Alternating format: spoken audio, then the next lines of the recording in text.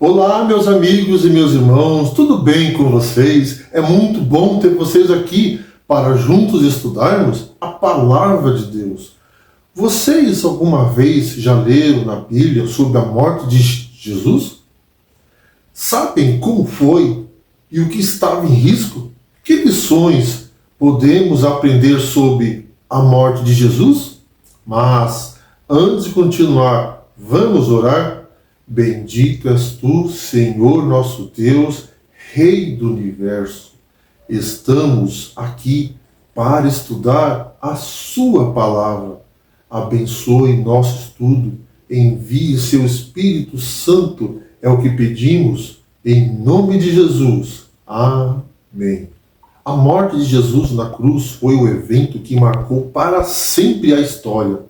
A crucifixão de Jesus e sua ressurreição revelaram ao mundo a grandeza da misericórdia de Deus e a imensidão de seu amor. O Cristo crucificado ensinou ao pecador o significado da graça divina. Vamos ler Efésios 2, verso 4 a 6?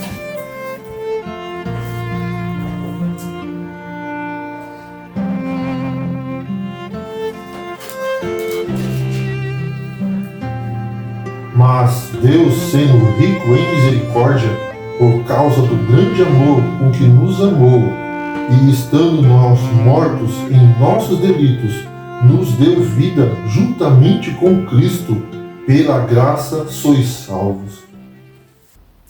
Jesus foi açoitado, espancado e golpeado com selvageria. O chicote dos romanos era feito de couro e reforçado com fragmentos de ossos e bolas de metal. A carne das costas de Jesus ficou retalhado, músculos e tendões ficaram expostos. Apenas o açoitamento teria deixado Jesus em condições críticas pela grande perda de sangue. Jesus mal tinha passado o portão da casa de Pilatos quando a cruz preparada para Barrabás foi deposta sobre os seus ombros feridos e ensanguentados. O Salvador havia conduzido seu fardo apenas uns poucos passos quando, devido ao peso da cruz e à perda de sangue e excessiva fraqueza e dor, caiu desmaiado no chão. Quando Jesus se reanimou, a cruz foi novamente colocada sobre seus ombros e ele foi forçado a avançar. Jesus foi crucificado às 9 horas da manhã da sexta-feira. Jesus foi crucificado num lugar chamado Gólgota, que quer dizer lugar da caveira. Marcos 15 e o verso 22. Ele foi crucificado entre dois criminosos, um à sua direita e outro à sua esquerda. Lucas 23, versos 32 e 33. Apesar de aquela ser uma afronta contra aquele que sempre foi justo, ali se cumpriam as escrituras que dizem que ele foi contado com os transgressores. Isaías 53 e o verso 12.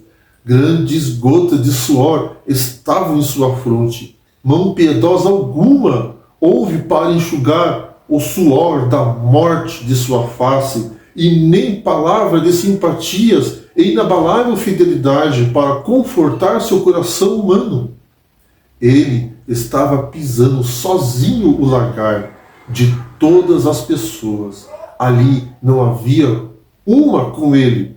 As mãos e os pulsos eram pregados na madeira com um grande cravo de metal e depois amarrado em torno da viga para aumentar a sustentação. Os pés apoiados numa pequena tábua também recebiam cravos que os transpassavam na altura dos calcanhares. Depois de ser Jesus pregado na cruz, ela foi erguida por alguns homens vigorosos e lançando com grande violência no lugar preparado para ela, causando cruciante agonia ao Filho de Deus. Então, uma terrível cena ocorreu. Sacerdotes, príncipes e escribas esqueceram a dignidade de seu sagrado ofício e uniram-se com a turba em zombar e injuriar o agonizante Filho de Deus, dizendo: se tu és o rei dos judeus, salva-te a ti mesmo. Lucas 23 e o verso 37. Com espanto, contemplavam os anjos o infinito amor de Jesus, que, sofrendo a mais intensa agonia física e mental, pensava apenas nos outros e animava a arrependida alma a crer. Enquanto derramava a própria vida na morte, ele exerceu pelo homem um amor mais forte do que a morte. Muitos dos que testemunharam essas cenas no Calvário foram, por elas, posteriormente firmados na fé em Cristo. Vamos ler Marcos 15, verso 22 ao 24?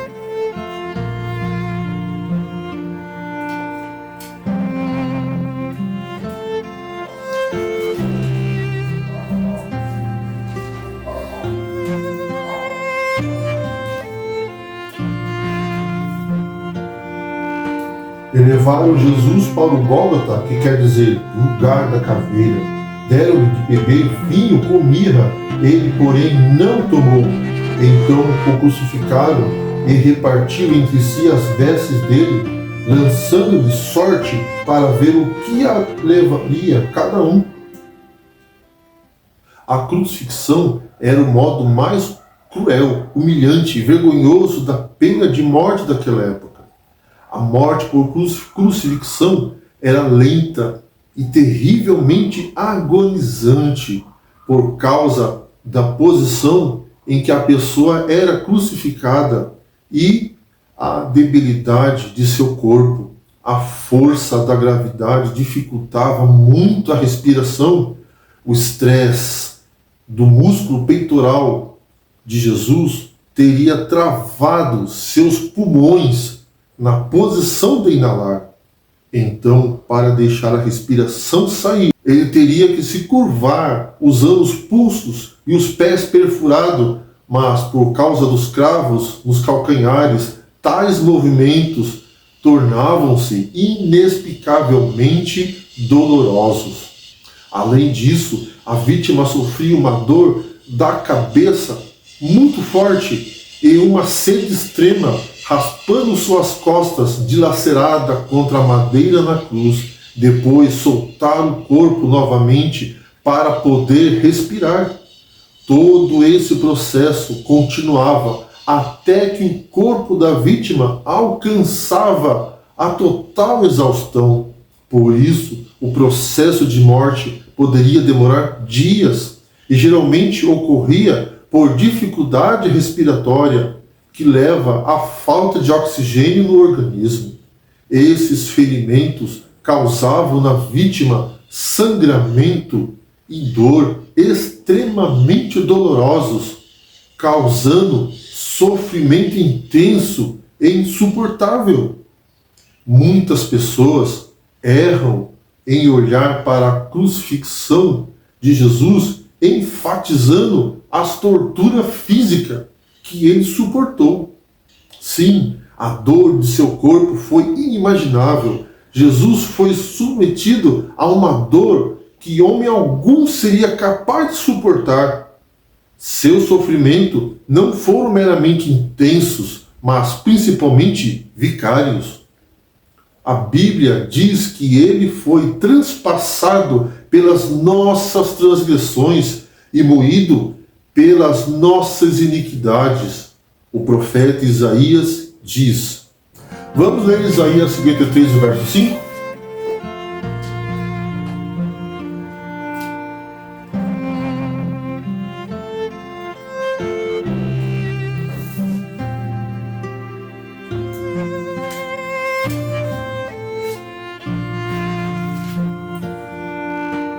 Mas ele foi transpassado pelas nossas transgressões e moído pelas nossas iniquidades. O castigo que nos traz a paz estava sobre ele, e pelas suas pisaduras fomos sarados. Vamos ler também 1 Pedro 2, verso 24?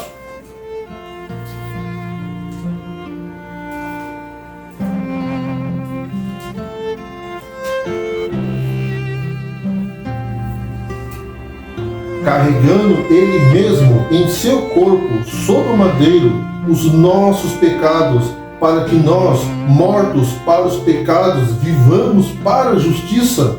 Por suas chagas fostes sarados. Ao entregar sua preciosa vida, Cristo não teve a alegria do triunfo para animá-lo. Seu coração encontrava-se oprimido pela angústia, ferido pela tristeza, mas não era o medo da morte a causa de seu sofrimento, e sim o peso esmagador do pecado do mundo inteiro que o separava do amor de seu Pai. Isso foi o que quebrantou o coração do Salvador a tal ponto que determinou sua morte antes do tempo previsto. Os anjos contemplam com assombro a intensa agonia do Filho de Deus. Sua angústia mental é tão intensa que quase não sente o sofrimento da cruz. A própria natureza simpatizou com aquela cena. O sol, que até o meio-dia havia brilhado no firmamento, negou o seu brilho e de repente, em volta da cruz, tudo ficou mergulhado em trevas, como se fosse a hora mais escura da noite. Essa escuridão sobrenatural durou 3 horas completas. A hora nona, as trevas se dissiparam de sobre o povo, mas ainda envolvia o Salvador como um manto. Raios flamejantes pareciam arremessar-se sobre ele, ali pendurado na cruz. Foi então que exclamou em um grito desesperado. Vamos ler Mateus 27, verso 46?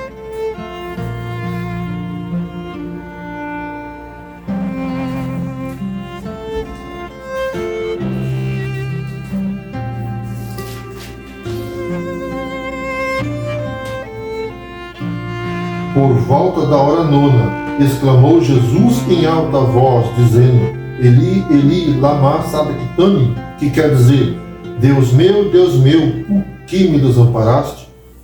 De repente, a escuridão sob a cruz se dissipou e com voz clara e poderosa, que parecia ressoar por toda a criação, Jesus exclamou: Está consumado. João 19, verso 30. Pai, nas tuas mãos entrego o meu espírito. Lucas 23 e o verso 46. Uma luz inundou a cruz e o rosto do Salvador. Tornou-se tão brilhante como o sol. Depois, curvando a cabeça sobre o peito, expirou. Vamos ler Romanos 3, verso 25?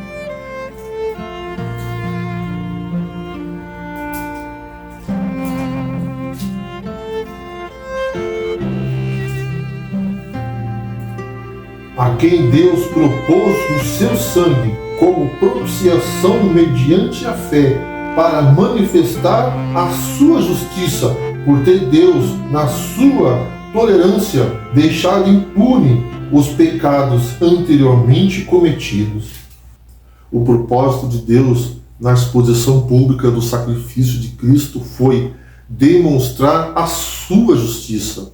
E essa declaração pública da justiça de Deus não foi apenas para o benefício da humanidade, mas para todo o universo, para que as questões do grande conflito fossem entendidas por todos, tentados a duvidar da perfeição do caráter de Deus. Que o sacrifício de Jesus traz perdão e reconciliação para os que têm fé em seu sangue. Jesus falou de seu próprio sangue como sendo derramado em favor de muitos. Marcos 14 e o verso 24. Somos justificados pelo seu sangue. Romanos 5 e o verso 9. Temos a redenção pelo seu sangue. Efésios 1 e o verso 7. Cristo fez a paz pelo seu sangue da sua cruz, Colossenses 1, e o verso 20. Aquele que estavam longe foram aproximados pelo seu sangue, Efésios 2, e o verso 13. A igreja de Deus foi comprada com o seu próprio sangue, Atos 20 e o versículo 28. Em seu sangue, ele nos lavou dos nossos pecados, Apocalipse 1 e o verso 5. As pessoas foram lançadas umas sobre as outras pelo terremoto. Seguiu-se a mais terrível confusão. Nas montanhas vizinhas, as rochas fenderam-se, precipitando-se penhasco abaixo. Na hora em que Jesus morreu, alguns sacerdotes estavam ministrando no templo em Jerusalém. Eles sentiram o tremor e no mesmo instante o véu que separava o lugar santo do Santíssimo rasgou-se de alto a baixo. O sangue do sacrifício oferecido no templo havia perdido o valor. Ao morrer o Cordeiro de Deus, havia se tornado o sacrifício pelo pecado do mundo. Quando Cristo morreu na cruz do Calvário, abriu-se um caminho novo, vivo, destinado tanto aos judeus quanto aos gentios. Os anjos se alegraram quando o Salvador exclamou: está consumado, João 19, verso 30. O grande plano da redenção havia sido cumprido. Através de uma vida de obediência, os filhos de Adão poderiam finalmente ser exaltados à presença de Deus. Satanás havia sido derrotado e sabia que seu reino estava perdido. Na cruz, Jesus desceu das regiões do deleite infinito, da mais íntima comunhão com o Pai, ao mais profundo abismo do inferno. A dor inimaginável que atingiu Jesus na cruz foi recebida sobre si todo o peso da ira divina por causa do pecado. Aquele que nunca pecou e que diante dele todo o universo declarava santo, santo, santo, na cruz do Calvário se fez pecado por nós. Vamos ler 2 Coríntios 5, verso 21?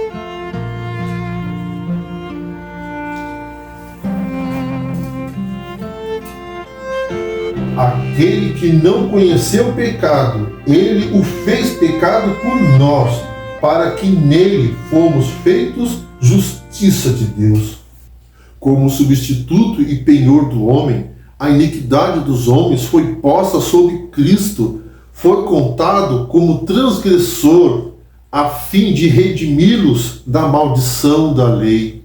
A culpa de cada descendente de Adão, em todos os séculos, pesava-lhe sobre o coração, e a ira de Deus e a terrível manifestação de seu desagrado por causa da iniquidade encheram de consternação a alma de seu filho. O pecado tão odioso à sua vista foi amontoado sobre ele até que sucumbiu sob o seu peso. Não admira que sua humanidade tenha vacilado nessa hora tremenda. Com espanto, os anjos presenciaram a desesperada agonia do Filho de Deus, tão maior que a dor física, que esta mal era sentida por ele. Os anjos do céu cobriram o rosto do terrível espetáculo. O afastamento do semblante divino do Salvador nessa hora da suprema angústia penetrou-lhe o coração com uma dor que nunca poderá ser bem compreendida pelo homem. Toda a dor suportada pelo Filho de Deus sob a cruz, as gotas de sangue que corriam em sua fronte, suas mãos e pés, as convulsões de agonia que sacudiam seu corpo e a indescritível angústia que enchia sua alma, quando o pai ocultou dele a face, falam ao homem dizendo: foi por ti que o Filho de Deus consentiu em levar sobre esses odiosos crimes. Por ti ele rompeu o domínio da morte e abriu os portões do paraíso e da vida imortal, a obra que viera fazer, e exclamou em seu derradeiro alento: está consumado. João 19, verso 30. Os anjos se alegraram quando essas palavras foram proferidas, pois o grande plano da redenção estava sendo triunfalmente executado. Houve alegria no céu, que os filhos de Adão pudessem agora, mediante uma vida de obediência, ser elevados finalmente à presença de Deus. Diante de tão intensa e demonstração de amor por mim e por você, Ele te chama: volta, filho, não importa o quão longe você foi, não importa o tamanho do seu pecado, Ele pagou o preço por mim e por você, para que eu, você, todos nós pudéssemos voltar para a nossa verdadeira casa. Não quer você hoje aceitar a Jesus como seu Salvador pessoal? Vamos orar. Bendito és tu, Senhor nosso Deus, Rei do Universo. Obrigado, Senhor Jesus, por ter nos salvado. Obrigado por tamanho ato de amor com que nos amou, dando sua vida para nos salvar. Perdoe nossos pecados. Entregamos nossas vidas a Ti, Senhor. Guie-nos em seus caminhos. É o que pedimos. Em nome de Jesus. Amém. E que Deus abençoe a cada um de vocês.